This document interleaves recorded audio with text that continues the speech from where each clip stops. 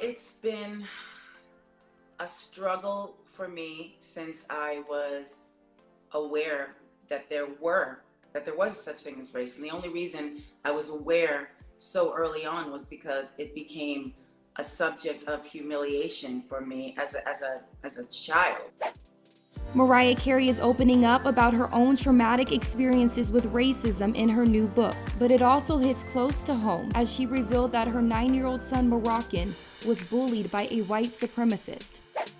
Rocky just got bullied the other day from a white supremacist person that he thought was his friend. It's like insane. So this is the world we live in.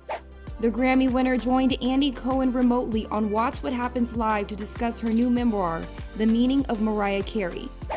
The singer spoke candidly on growing up biracial and her painful encounters with racism as a child.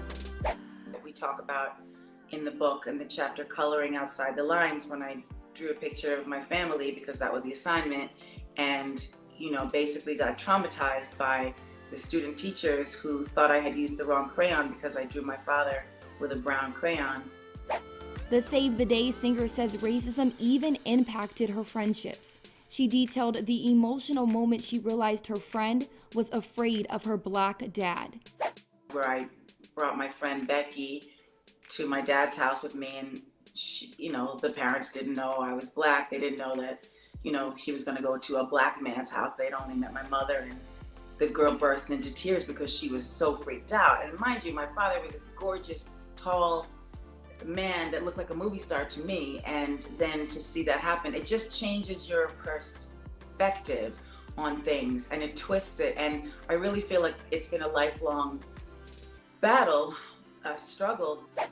But now the mama to twins Moroccan and Monroe, who she shares with ex-husband Nick Cannon, only hopes her book can help their kids.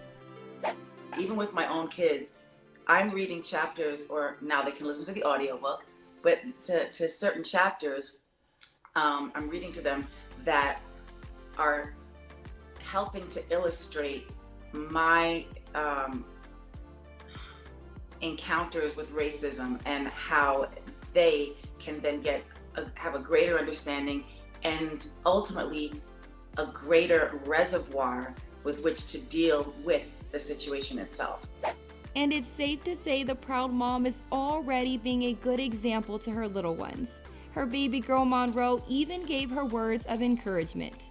Mommy, those girls, they feel so bad now. I bet they wish they could be your friend. And just like, it was so insightful for a 9-year-old girl to be able to say that. So if nothing else, that my kids have this to learn from.